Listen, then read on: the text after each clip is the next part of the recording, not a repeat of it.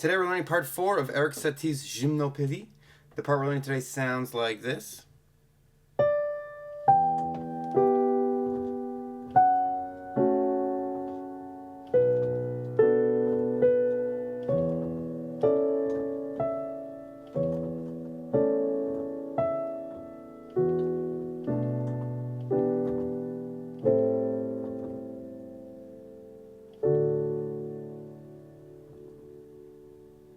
Okay, and after that it'll repeat. We'll go into that later. So basically it's a short section, but it's a little bit tricky. I'm going to hopefully give you some ways to think about it that'll make it easy.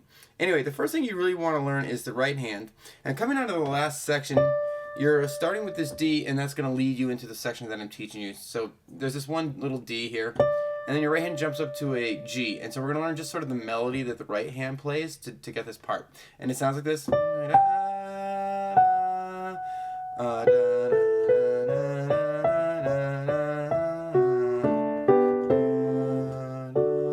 Kind of like that.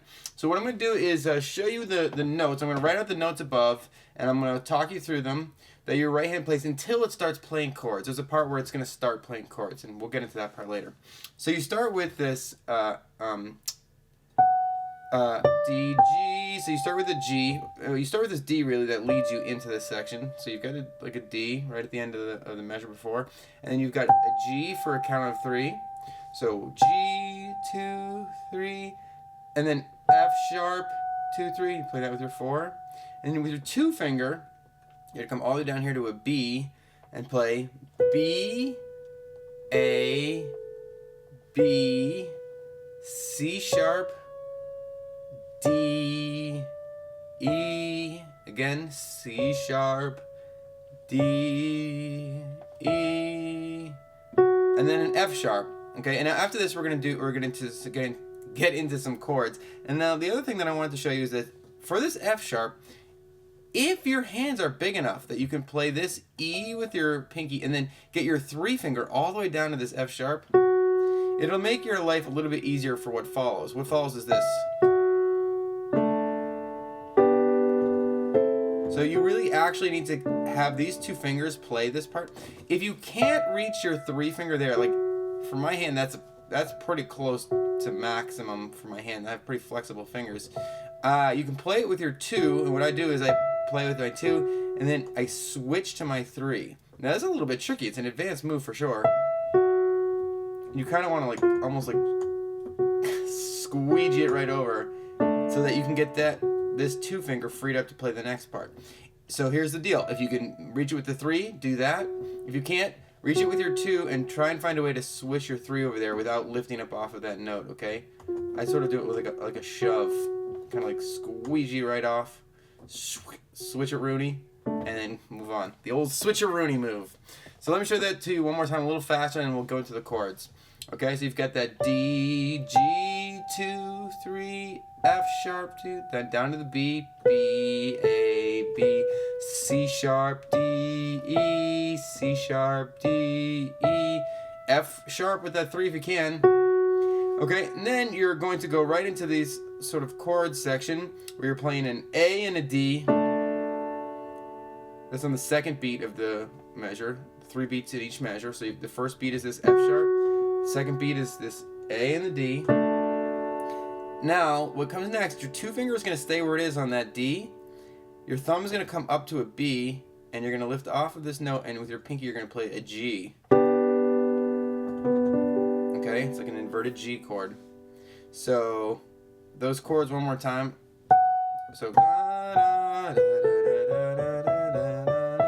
F sharp, this chord, inverted G, and then you're going to sort of think about sliding this whole thing up 1 white note each, like to here.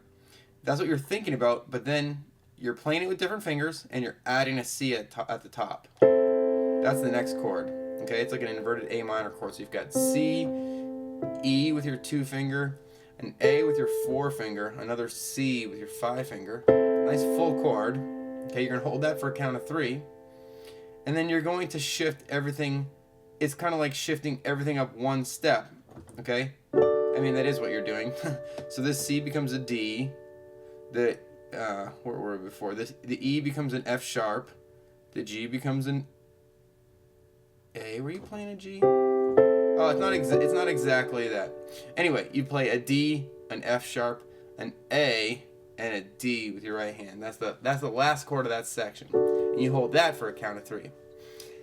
So let me show you that one more time before I give you a couple of tips about what happens after that. Okay, and also we gotta get the left hand in there. But you've got this D, G, 2, 3, F sharp, 2, 3, B, A, B, C sharp, D, E, C sharp, D, E, F sharp with that 3, chord 1, chord 2, chord 3 for a count of 3, and then this chord D for a count of 3. So it's an A minor, basically, chord, and then a D major chord for a count of 3. And you'll see that there's the repeat sign there. That repeat sign means you go back to the beginning of the piece and you start over. This section that I'm teaching you now, by the way, is what's called the first ending. So you see that there's like a 1 with a bracket over it. That means that the first time through the piece you play this section, and then you're going to go back to the beginning and repeat. But the difference is on the second time through, when you're repeating all that stuff at the beginning, which is, you repeat straight from the beginning, so you do this little whole warm-up and everything. You repeat through all that stuff on the first page, and then when you get to the part that has that bracket again, the 1, you don't play that the second time. You play a different ending, which I'm going to show you in the next tutorial. Okay, so now that we've got the right hand, hopefully at least roughly sketched out, we're going to drop the left hand in there. Okay, so while you're playing that D, you're going to jump up to this G, and as soon as you hit that G with your left hand, you're playing this low E with your left hand, your pinky, okay? And your left hand is sort of jumping like this and doing a bouncing thing, which is like what always happens with this piece. And what I want to point out to you, the thing that makes it easy for me to remember, is that you're starting with this E, but that the target note that you're going to with your left hand is this G. And I think about building my chord like from this G down, because I'm playing this G in my right hand, so that helps me remember that I'm getting to that G. Okay, so the chord is a B, an E, and a G. It's like an inverted E minor chord, if that makes sense to you. Otherwise, don't worry about it. So D, G, E in your left hand, jump up to the G with your thumb and play this inverted E minor chord.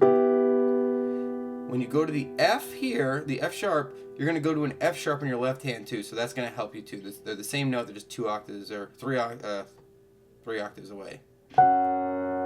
Okay, and you jump up to, so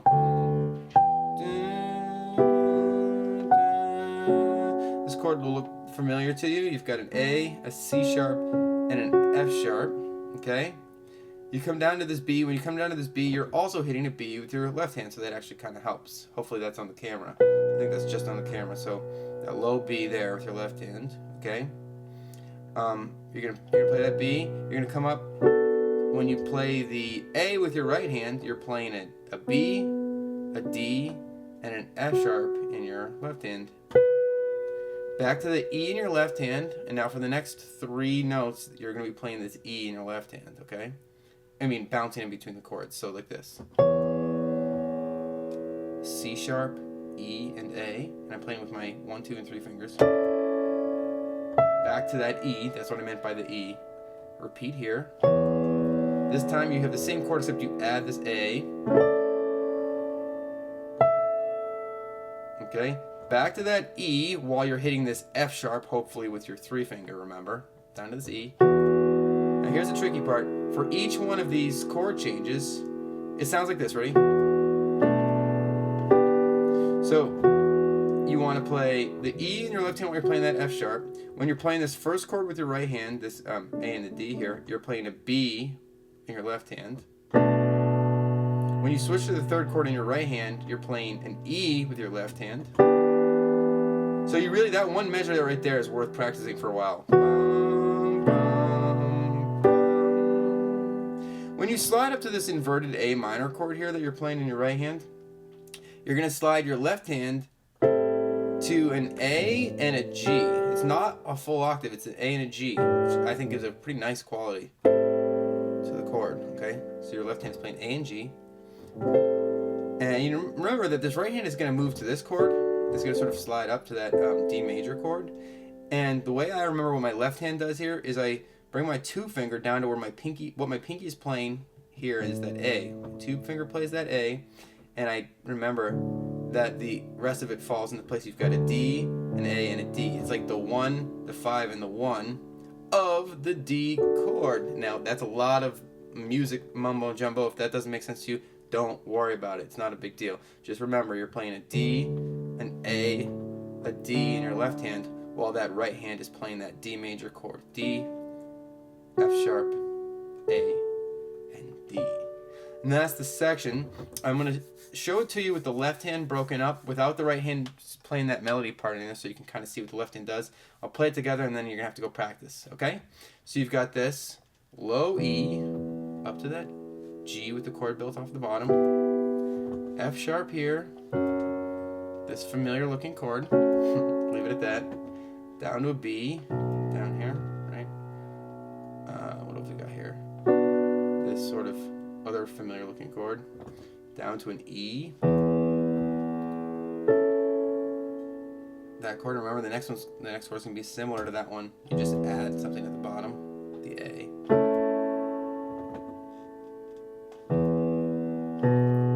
There's that little walk up, which actually sounds weird out of context. Also, that sounds weird out of context. And that also kind of sounds weird out of context. It all sounds weird out of context. That's the lesson. So let's see if I can play it for you really slowly all together. There's a lot of stuff. See if your brain can sort of pick out as much as you can from what we've talked about, okay? And then you gotta practice. All right? So we've got play nice and slowly and try to point stuff out.